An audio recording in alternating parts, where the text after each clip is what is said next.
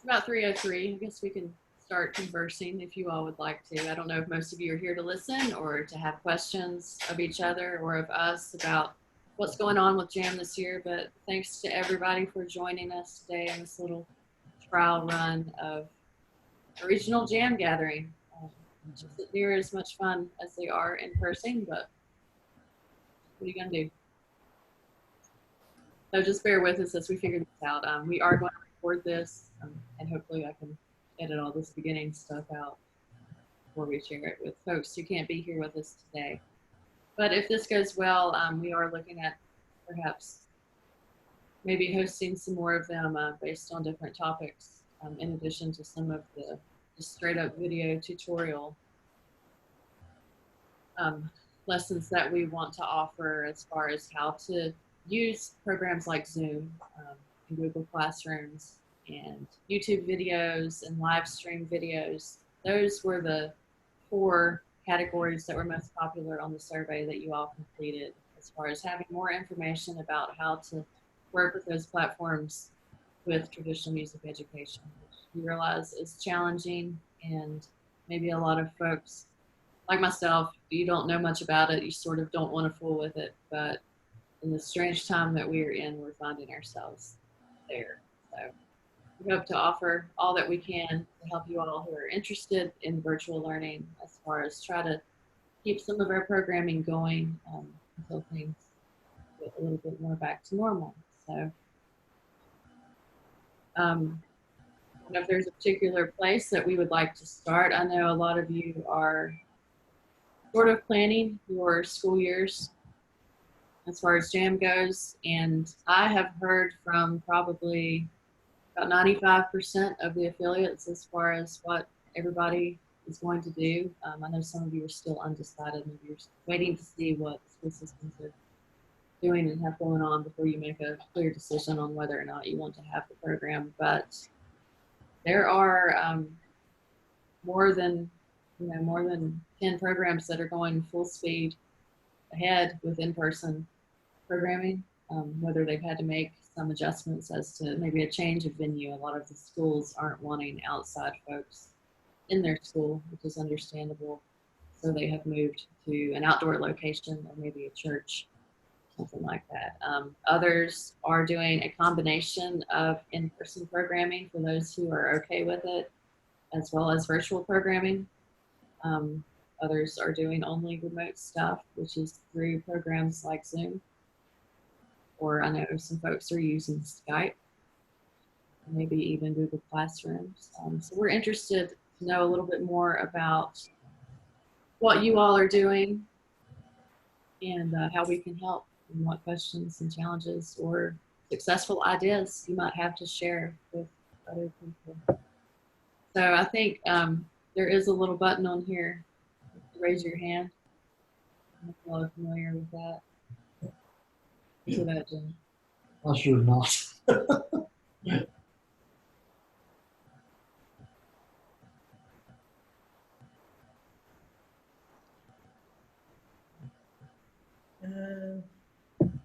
I don't see a button to raise my hand.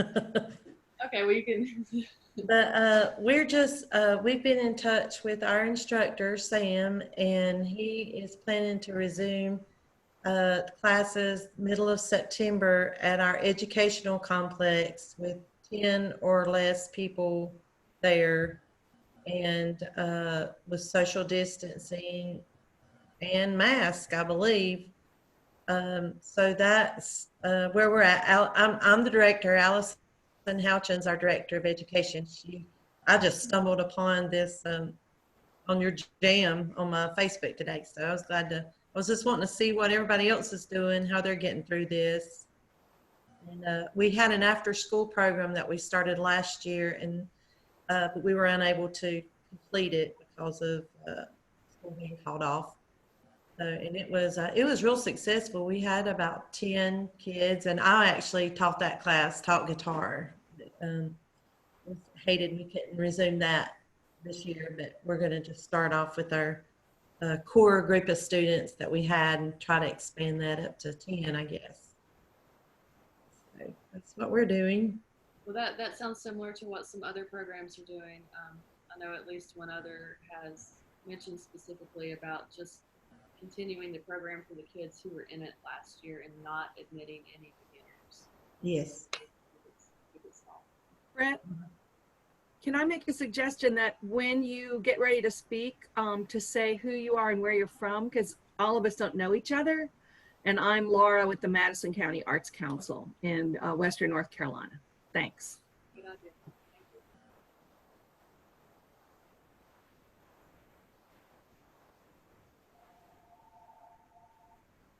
Thank you. Donna, where are you from?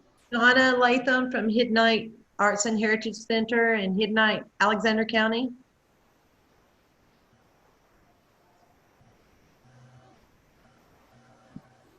Well, I'm here with, this is Carol Waddell. We're the Shakori Hills affiliate. We're in the Piedmont area of North Carolina in Chatham County. I'm also here with Virginia Ryan, whose internet connection is like most other folks who probably does best to turn it off, the photo, when it comes time to talking. Our program has been around since 2017. And we, of course, like most everybody else in March, had to we've gone along with the Chatham County School District. And so we stopped teaching in March. Brett, I think we're probably the 5% hasn't gotten back with you yet because we're still kind of grappling with exactly what to do. Our school systems, none of them are in person now. You're all familiar with UNC at Chapel Hill and NC State. They all brought in the students and turned around and went home a week later. So we have a bit of an issue of just being in person, period, here in this area. And some things that we're grappling with that we're hoping to hear about from others, you know, if you have tried Zoom or if you have tried Skype, how it's worked for you, and particularly how it's worked with you when it comes to like tuning instruments or showing where fingers should go. Virginia, do you have anything to add to that? Might have lost Virginia. Anyway, thank you.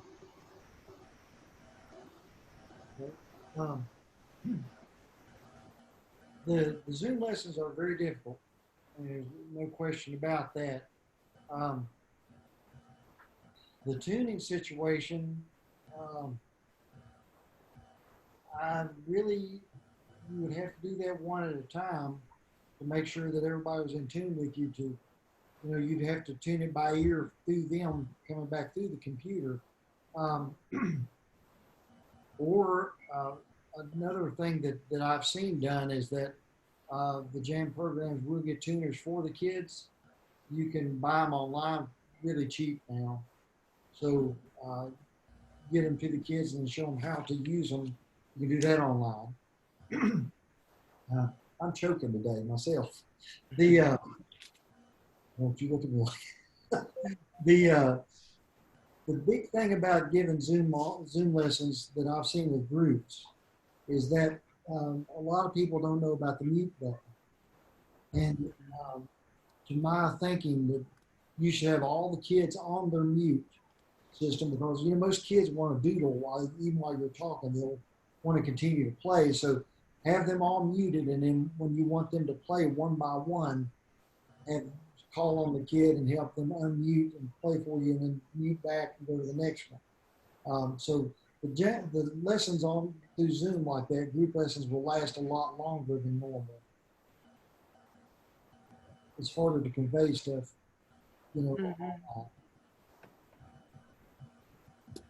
I'll jump in here, y'all. We have not started in Madison County. We are not bringing students, our program's in our building, but nobody feels comfortable bringing the kids into the building. We generally run between 50 and 60 kids. So with additional family members, it would be a hot mess. So our plan, which we haven't instituted yet, but our plan is to bring the teachers to the space, or they can do it on their own equipment and have them record a 15-minute lesson that will go on YouTube, on our Arts Council YouTube channel. The beauty of this is any kid in JAM could take a lesson on any class. So if you're a beginning, if you're a fiddle player, but you want to go take a guitar lesson, you could do that. We're not having any beginner students for that tuning issue reason, because we won't only want kids that pretty much already know how to tune. Then the kids will get together with their teacher once a week. They can use their lesson anytime during that week, but then they'll meet with their teacher on a Zoom class in smaller groups, you know, however many groups you have, kids, 6 to 8, 10, whatever it is, probably 6 kids, and have a one-on-one teacher to class situation. And like you said, Jim, where the kids stay on mute until they have to play something or ask a question. So that's the model we're going to try, and I hope it's going to work. Okay, quick question regarding that. We were discussing this before the call. Are you charging the same amount of fees to the students for this virtual type program as you would?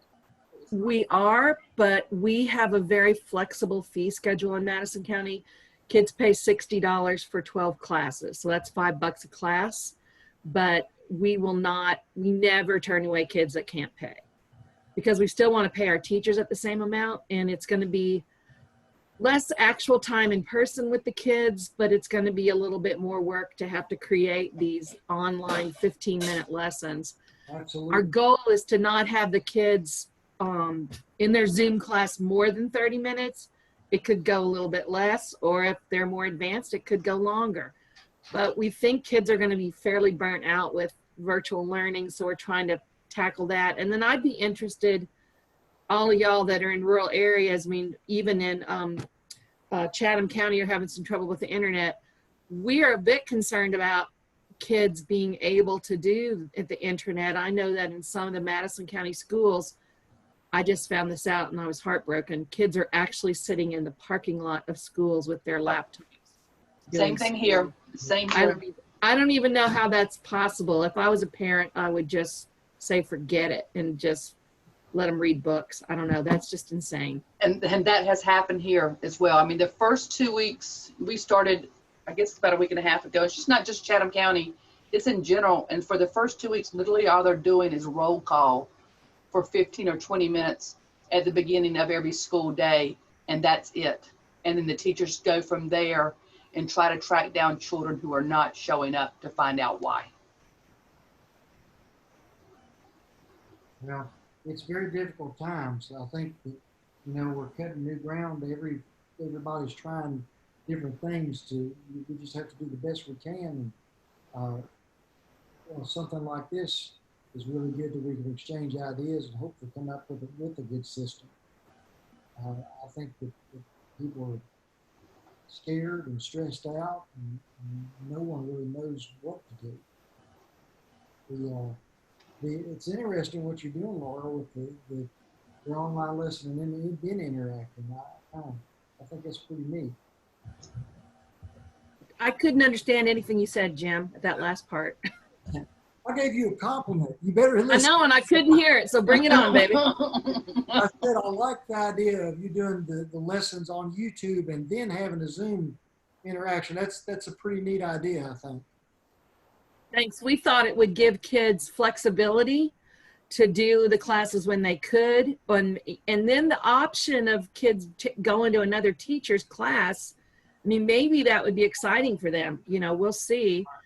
But the other thing is, we just want them to have content, and we're looking at a way to make really good content. We have somebody in our community who's offered to help us with multiple cameras, so that, for example, if you're playing on your fiddle, but you want to go to some sort of a tablature or some sort of a chord chart or a fingering chart, then another camera can put that up.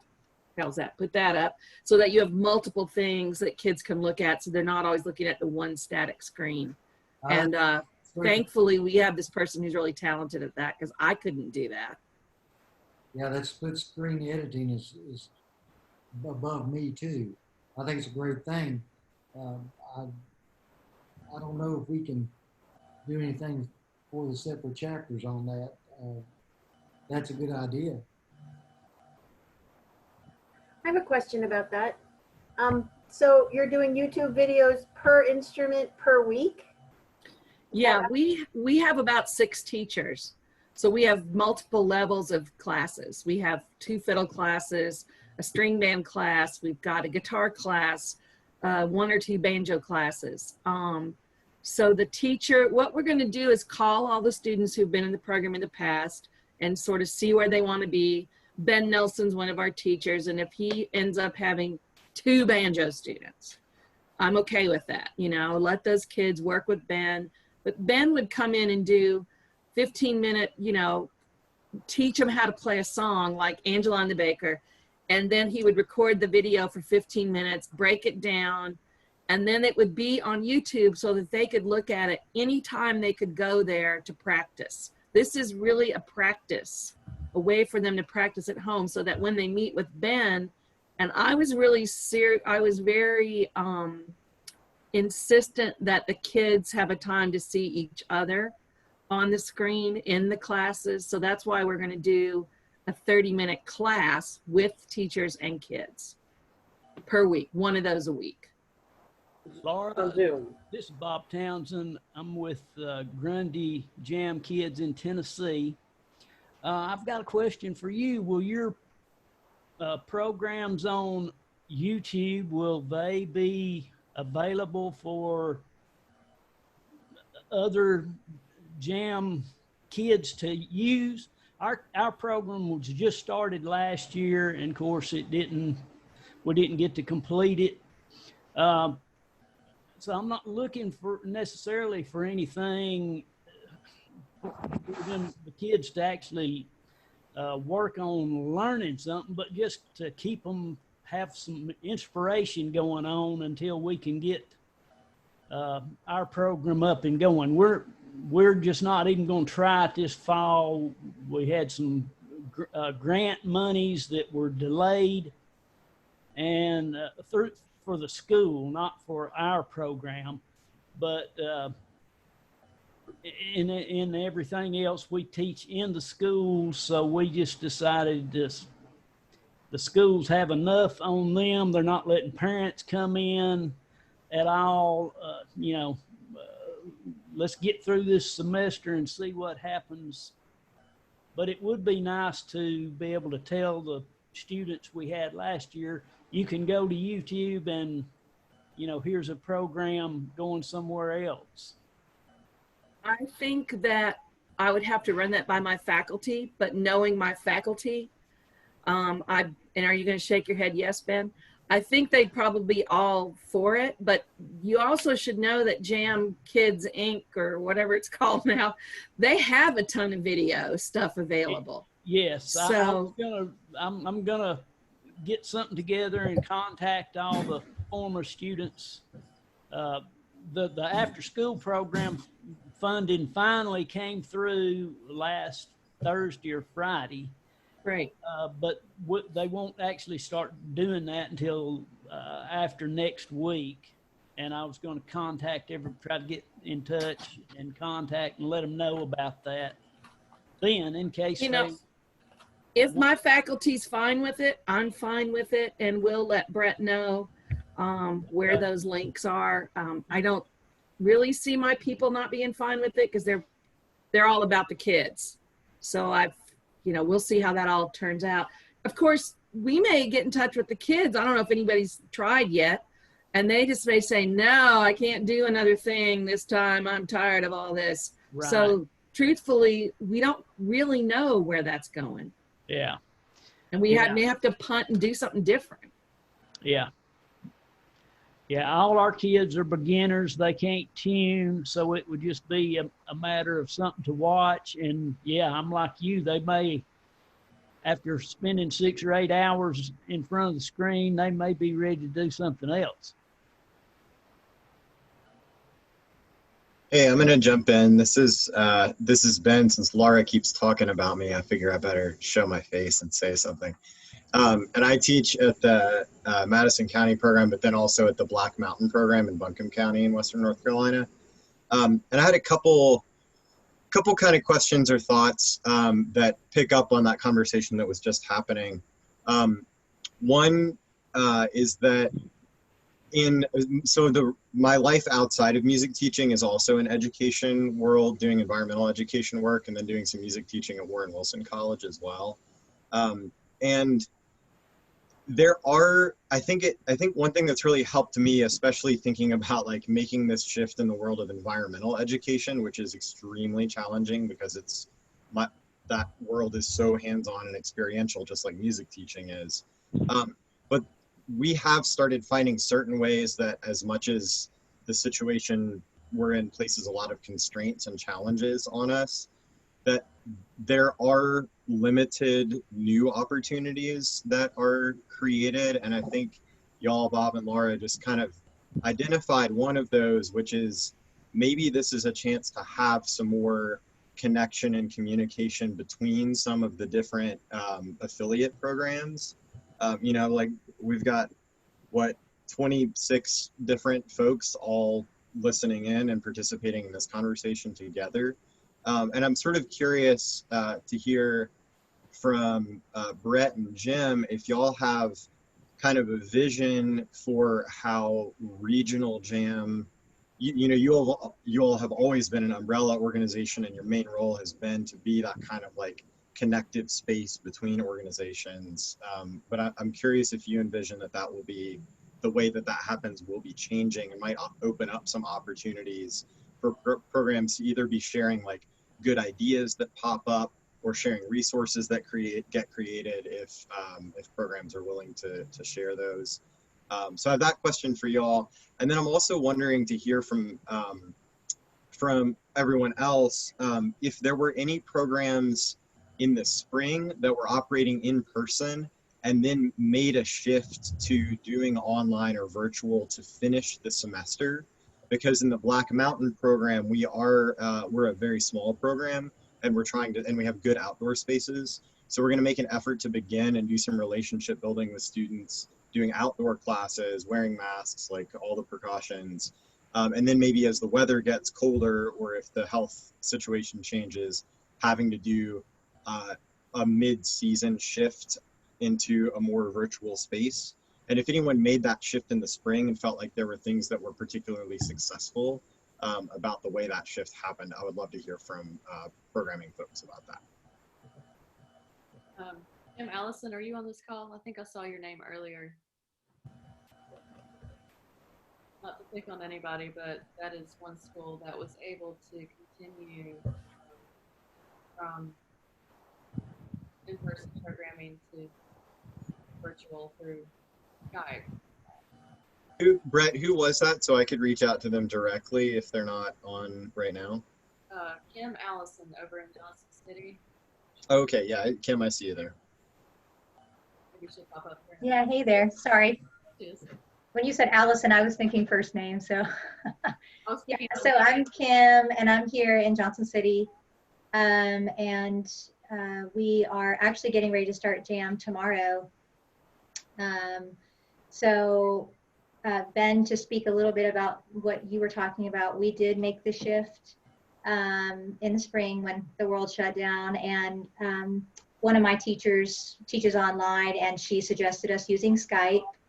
And so we all, like each teacher took that on themselves to hold those virtual classes. So it was awesome. We didn't miss any Jam meetings or anything. I mean, it's not awesome, right? We're all having to make do here. Nothing like being in person. But this year, really the only changes that we made, which when we were planning to start for this year, we were under the impression that everybody was going to be online, that there wasn't a choice for the semester. So we just went ahead and made that call, and all different school districts around, probably as you guys are experiencing, were saying, oh, we're going to be in person. Oh, now we're going to be online, or we'll give it 3 more weeks and then we'll make another decision. So we just made a decision for the semester to be online, and then we'll reassess as we get closer to the end of the semester. And we're going to try to do everything on Zoom instead of Skype this time. And we're going to try to use the breakout rooms. So I'm trying to learn more about Zoom myself, but each teacher will be in their breakout room with their student. And think the only limitation to that is that their recording is not available in the breakout room. But the students can individually record on their own computer from Zoom. So if they choose to record the lesson, they can do that themselves. So our Johnson City chapter starts tomorrow, and then University School starts Thursday. So that's kind of how we're planning to do things. The Zoom lessons, when you're doing that, I've run into this with kids that they can record it. It's true. But in areas that don't have good connections, it's awful. Stuff will skip and it'll stop. And I don't, you guys probably do, everybody on your program probably does have good connections. But in the more rural areas, I think that the YouTube lessons would probably work better. If, like Laura's I think you're right. yeah.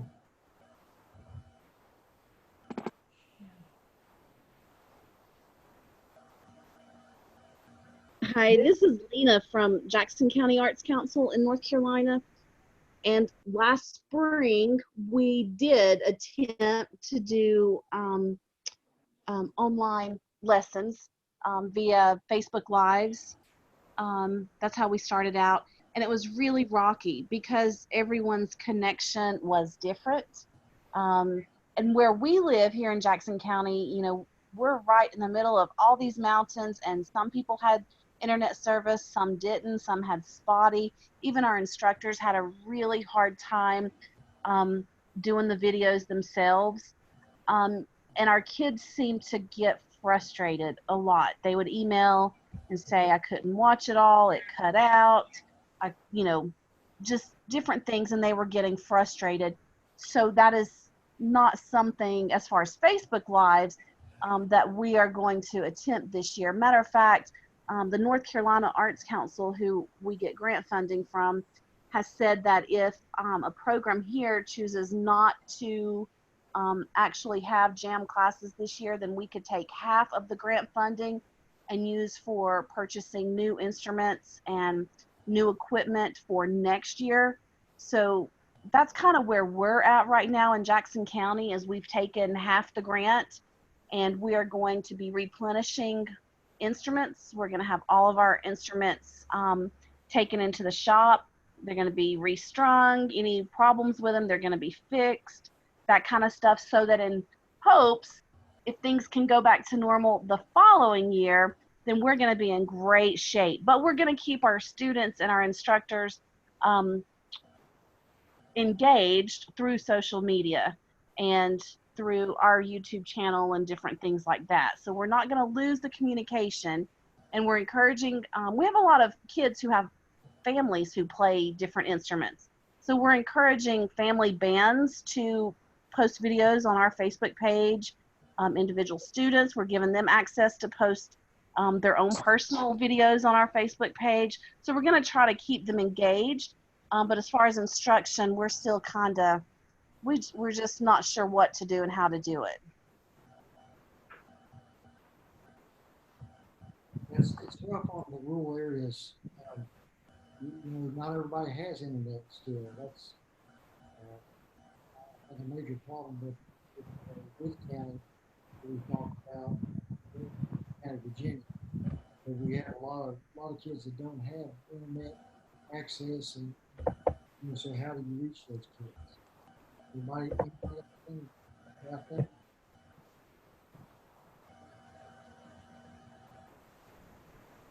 This is Ellen Ball from the Caldwell Arts Council in Lenoir, North Carolina. I'm going to piggyback on what Lena was discussing or sharing, because we basically did the same thing.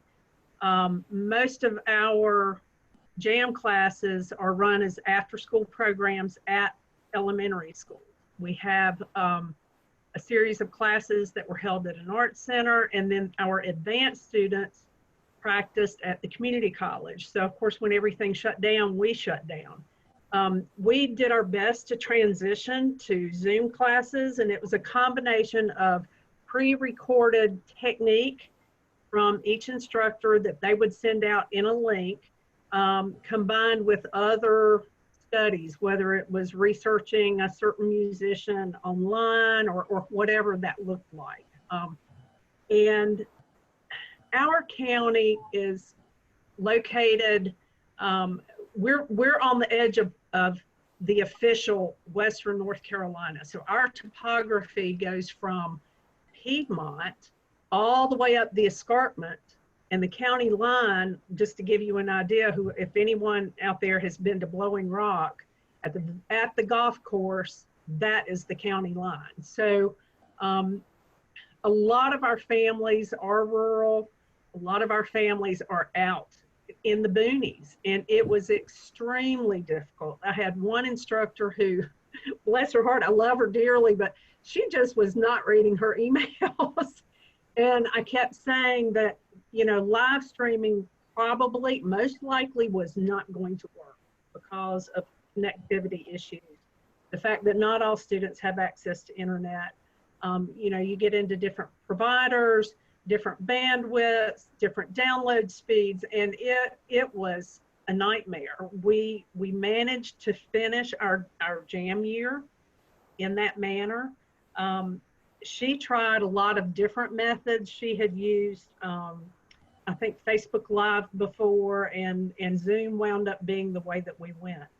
However, our board this year has decided not to hold jam, and we, like Lena, we're going to take the half grant and invest that into replacement instruments.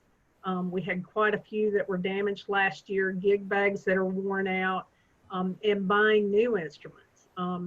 Our banjos, we need, the banjos that we have resonators, so we're going to get more appropriate banjos.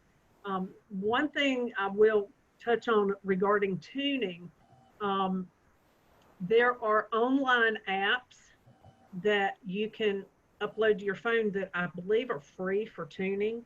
It's mainly, I think, for guitars and banjos and mandos. We invested in tuners that can really be used for any string instrument, but specifically for our fiddle students, and have those mailed directly from Amazon to their homes.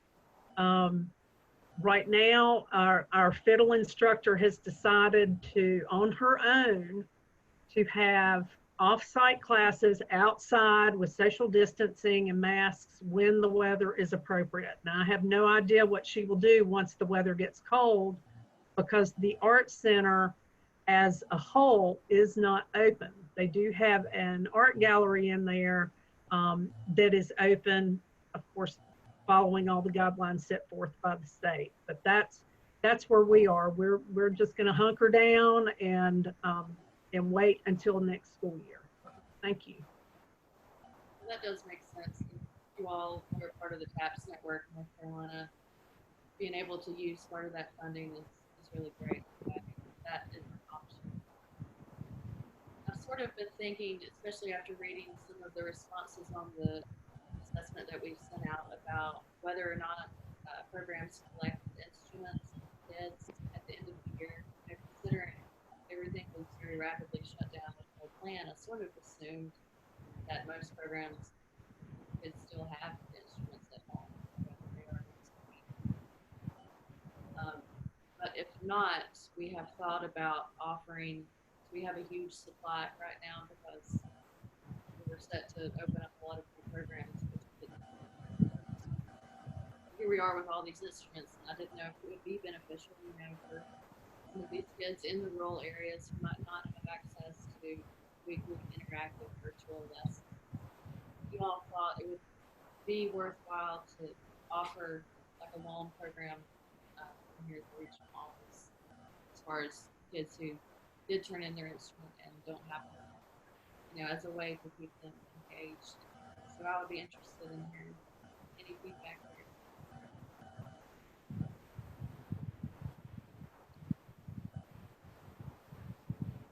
Brett, you cut in and out a little bit. I think you need to get closer to the mic. Banjo out of the way. That's always a good advice. Is that an appropriate banjo? Absolutely. No, I think it's inappropriate. It has a resonator. This is why we were giggling a minute ago. Okay, so we were wondering, it looks like some folks did have the kids return instruments during this time, you know, especially over the summer. And if there are kids out there who don't have an instrument and need one, whether that would be a good option for Regional Jam to offer our loan program to kids in need of instruments, you know. Because even rural kids who might not have access to the weekly virtual interactive lesson type stuff because of connectivity issues, even if they just had a guitar or whatever it is they're learning, you know, most people do have cell phones and they can look up stuff from time to time. So I don't know if you all thought that communication is good enough to get the word out to different kids about that sort of opportunity. And I mean, I don't mind seeing what we get back.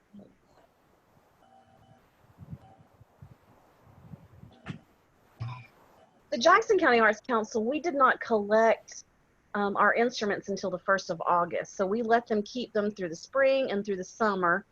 And we have let them know that we're going to repair them and have them all maintenance and that kind of stuff. And hopefully by the end of September, we're getting the instruments back into their hands. So we're definitely going to let our students keep instruments through the school year, the instruments that we have. And we even offered, the Arts Council has even offered the students who have their own instruments, if they would like their instrument to be included when we take all the instruments to our local music shop for repairs and restringing and all that, we will do that for them as well. So we're definitely going to make sure that instrument stays in their hands, with the exception of August and September while we're doing the repairs and getting new instruments. That's great. That's a really neat thing to offer to your kids. Very good idea. We do, to answer one's question, we do have some streams depending on what instruments you all need. So keep that in mind. Talking about the internet connection, how bad internet connections are, and I know this won't work everywhere, but you may want to check with libraries. Our regional library has hotspots, little hotspots you can take home.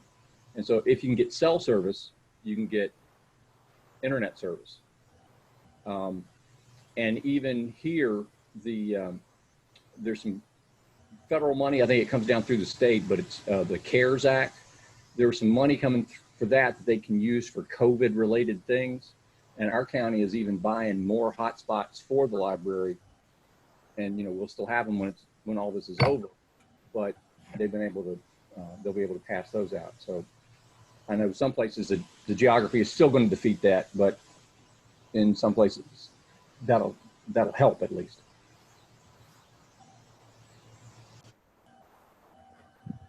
And if your libraries don't have them, you ought to agitate for them to get some, because there's money available if they look.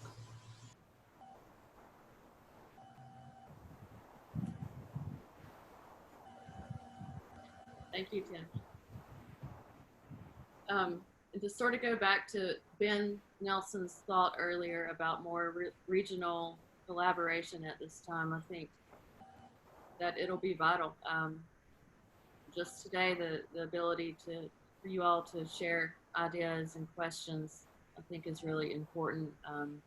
I don't know the best method for doing that on a regular basis. All of this just sort of got thrown on us had we been able to plan for it. And of course, this whole time we've been thinking about, it's going to be back to normal soon enough, but now we don't know if that's actually going to happen or not. I don't know. At one point, I started to add you all into different Google groups that would offer a platform for ongoing discussion and sharing of resources. I know a lot of folks did share their videos that they were using at the end of the spring, which some of them are relative to all learners and some were more specific to, each individual class and that type of thing. But we hope to continue building our library of learning materials, whether those are YouTube videos. I've been working with several different jam teachers on putting together a collection of, we're starting with 12 tunes with the tablature and the accompanying video. We probably will do different volumes of that because that's a learning resource that can be used now as well as later on as well. Jim has been working on a lot of enrichment videos, podcast type materials, sort of keep the interest and engagement up. But we are open to anyone's ideas of what to do right now. You know, I really like the idea of sharing our videos. Anybody who does create videos, like if it's a 15-minute instructional video on a song, because it's we're all kind of strapped to a certain extent, and recreating the wheel is perhaps, you know, even if we're repeating songs, it doesn't necessarily matter. You know, you can have pick and choose, but that way we're not still doing the same thing, you know, or not. I don't know quite what I'm saying. We're not reinventing the wheel, so to speak. That if we could have something that's out there that we can make use of, especially if you're just trying to get started, you know, on this, or trying to get restarted on it. Even if you are sharing the same song, you know, I think that that's not necessarily a bad thing, because right, variations, and they'll see different variations on a song. And I've always stressed it to the kids that when I'm teaching a song, this is not necessarily the only way. There is, you know, there's not really right or wrong way. It's just variations. So they get exposed to different types of bowing, or different types of the song variations, and then they can kind of adapt their own style holistically. You know, I think that this is an opportunity to do that. Mm-hmm. So, you know, you took 2 or 3 songs, and then or one song you decided to focus on for a couple of weeks, even, you know, of just showing different variations of the way that song may be played by different instructors. Because one child may hear it one way, and another child may hear it, you know, it clicks with them in a different way. The very nature of our music is like that, you know. But the 10 songs that Brett was talking about, what we did was do a beginning version and a slightly more advanced version. I think that's like I say, this is a real good opportunity to expose all the kids to more of this type of thing, instead of, we've had a little bit of problem in the past with a kid thinking this is the only way to play this. When we put it with another kid and they do something different, they say, well, that's not the way that song goes. Well, here's our chance to combat that. Something else that just kind of came to me as y'all were talking about that is, I feel like there's an opportunity here to offer a little bit broader exposure to the whole context of like the full history of old time music for students too. If a lot of students are engaged in virtual learning, then it's easier to incorporate voices from outside just the voices of their specific community of jam instructors that they see every week, and really could be like an important way to honor the broader diversity of people that have been involved over, you know, centuries in the creation of what old time music and bluegrass music are. And, you know, I think specifically, like, maybe there would be an opportunity for regional jam or for some other funder and organizer to say, like, hire Rhiannon Giddens or Justin Robinson or Jake Blunt, or like someone who is a really skilled communicator in especially sharing the Black and African history of old time music, and have them like put together a little kid appropriate lesson module that different jam programs could share. Like, hey, this week we're going to learn a little bit of old time music history. And, you know, that could do some really important and frankly needed kind of equity work, starting starting at a ground level with kids. You know, we can't get Rhiannon Giddens to come visit every jam program, as amazing as that would be. But we might be able to get her to record a little video lesson, and just like start doing some important work in that part of the education and old time music world also. And there are a lot of other voices, I think, besides just those three people, and a lot of other like important stories that are out there to share, and now might be a good time to start sharing them. So just a thought on another opportunity present here. No, you're right about that. In a way, it's important for us to just take advantage of all of this weirdness and create as much material as we can, because now people may use it more than they would have previously. So that makes sense. Thank you, Dan. Yeah, and actually I'll jump back in for just a second and say that if that is Brett and Jim in particular, but anyone else, if that does seem like something that we'd like to pursue, and if y'all have ideas about what a good organizing body, and particularly what a good like funding source would be to pay folks like that for their work in that realm, Rhiannon and Justin and Jake all come to mind for me, because they're people that I have personal relationships with and would feel comfortable reaching out to facilitate some of that conversation. So y'all at Regional Jam in particular, but anyone, feel free to reach out to me if you have thoughts or ideas about supporting that work.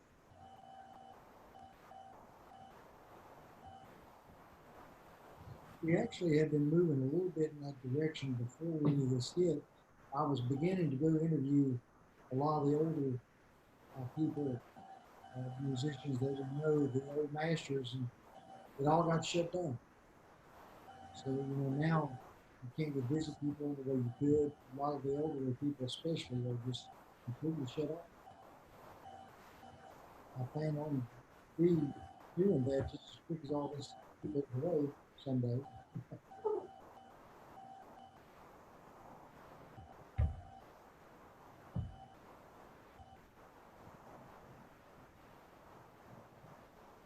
This is Brandon Holder from the Boone Jam program in Boone, North Carolina.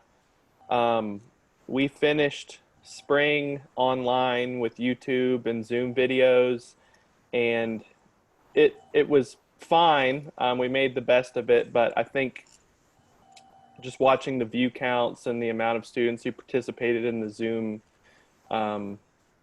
lessons or meetups just kind of declined over the semester.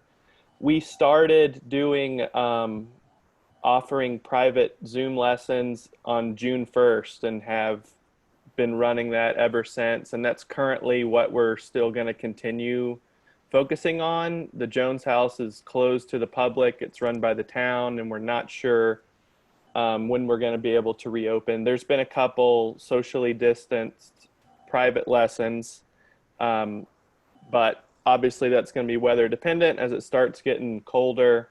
We've been doing some free beginner lessons that we've been putting on Facebook and collecting YouTube videos from, I guess we've had teachers making videos probably the past 8 or 9 years that we've been going through and trying to organize. We're going to do some commissioned videos this semester with some of the TAPS money, like maybe a 15-minute video on beginning upright bass, something like that, or Rick Ward's double knock banjo style. We're going to go through the rental instruments and make sure that's okay. The only other thing that I've got to share, I guess, is through taking and teaching Zoom lessons the past couple months, there's some audio settings that have helped a lot with being able to hear things consistently without compression or volume disruptions.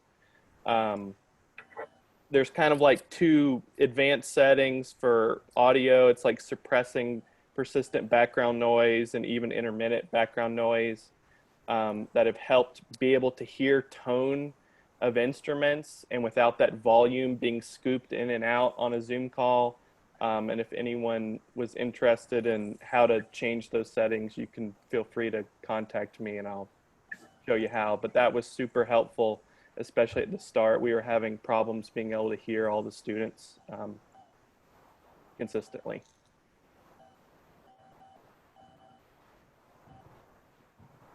Okay, for those of you on this call, like something that Brandon just mentioned about sharing the different audio tips on Zoom, if we could really utilize that Google group thing to share materials, I mean, do you all think that that is a feasible outlet for exchanging information that wouldn't get overloaded? I mean, I'm not talking about one of the listserv things that you get 1 million emails a day. We don't want that.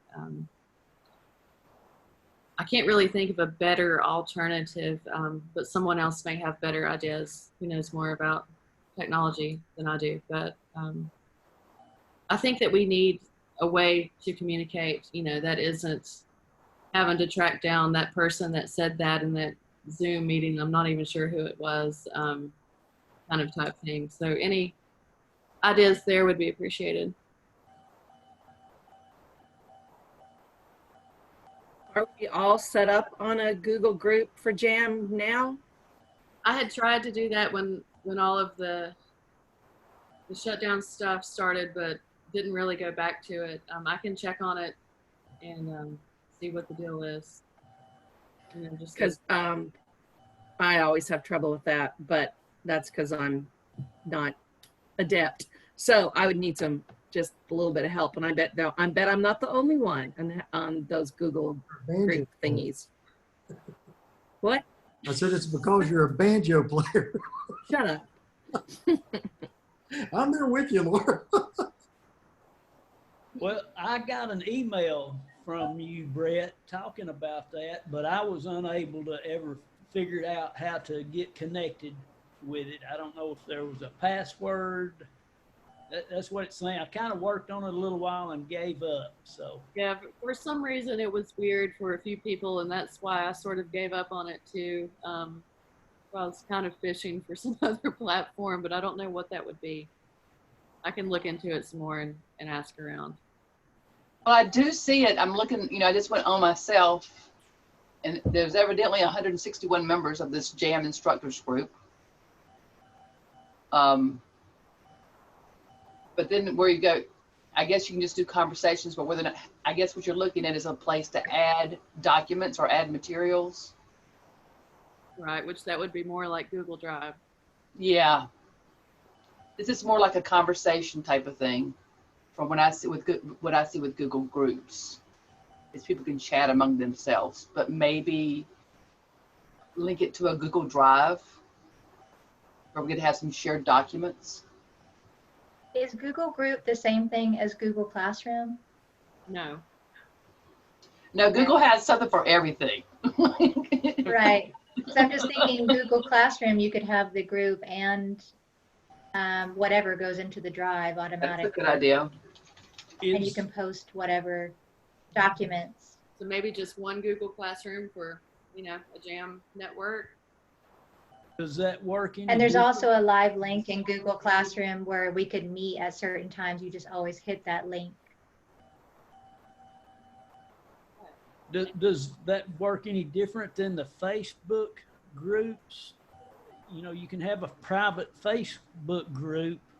I pass lessons to a class that I do of adults, and that's how we communicate is through that group. You know, I upload documents, you know, with notation and that kind of stuff as well. I think that would be fine for people who are on Facebook. I guess not everyone is the only thing. Well, I guess that's true too. You know, and that is one issue that we have. I have some parents who do not allow their children to go onto YouTube, for instance. I remember that also.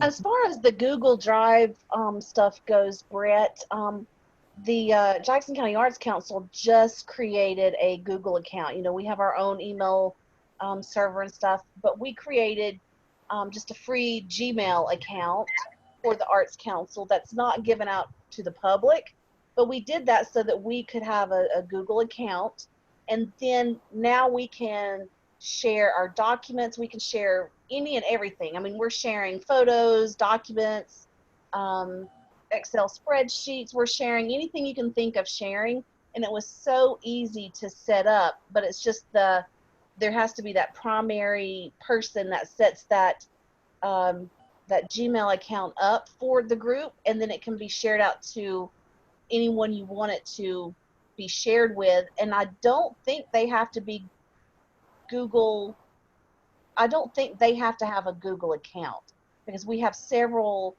people on our board that don't have Google accounts. Yes, you can definitely share stuff out of Google Drive with people who aren't Gmail. And we have our own domain as well, and it is an option for anyone out there associated with JAM to get their own @jamkids.org address as well. So we definitely have that opportunity. I'm going to look into this tomorrow, and I'll send a note out to you all about next steps for getting that regional discussion sharing place going.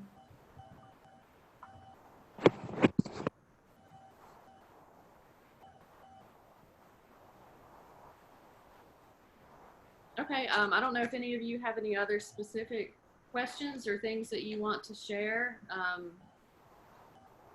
In addition to putting that out there about the instruments, we have also thought about putting together a quick database of folks who are doing private lessons, whether those are online or in person, in all the different areas, because JAM is now covering such a big area. We felt like that might be beneficial for kids in counties where the JAM programs are on hold, if they were interested in staying engaged. So any of you who are doing private lessons, if you want me to know that and list you, you can send me your information. And we also have been passing along some information about scholarships, like the Handmade Music School is doing online lessons over in Floyd for everyone, but they have a scholarship open for JAM students, or anyone in general, if they can't afford the tuition.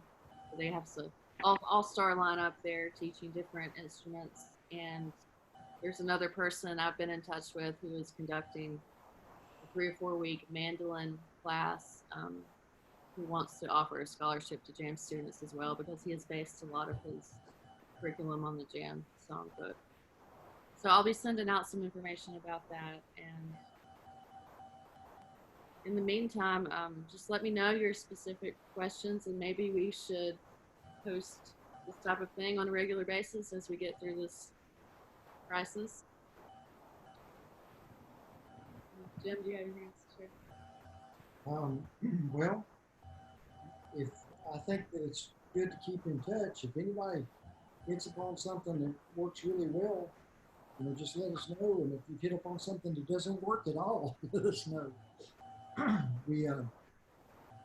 We're breaking so much new ground here, and being in music that is mainly person to person, it's always been passed down like that. To try to do it on this medium is a little difficult. So just be open to new things, I think.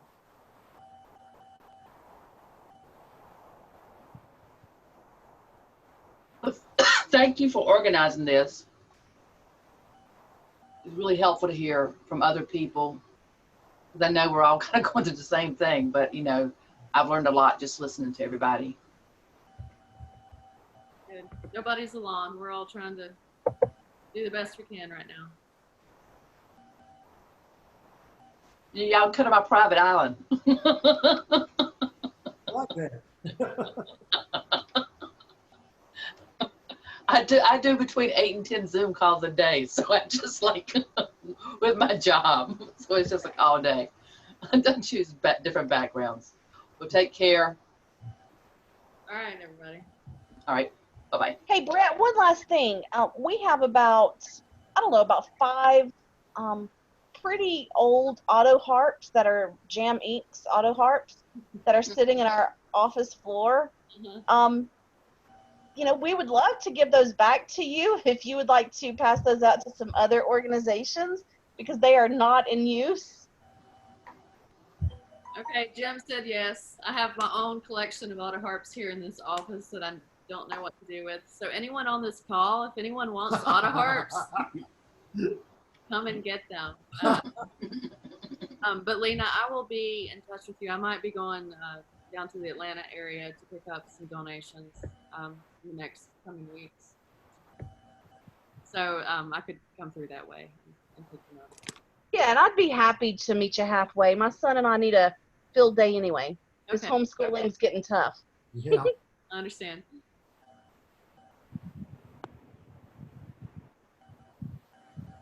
Okay, anybody else out there have anything? Just got to say, you know, it's a jam call when it ends with, if anybody out there needs any auto harps, just get in touch with me and I'll send a bunch your way. See y'all. You could take them to Atlanta and leave them there. They don't know any better. That's the best idea I've heard all day. You got any you want to get rid of, Laura?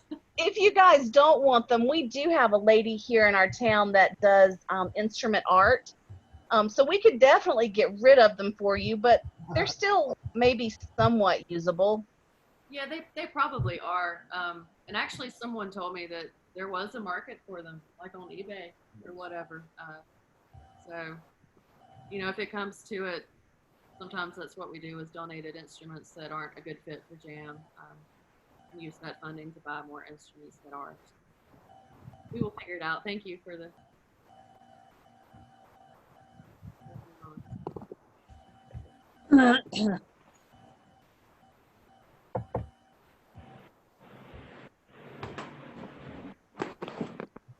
Everybody take care.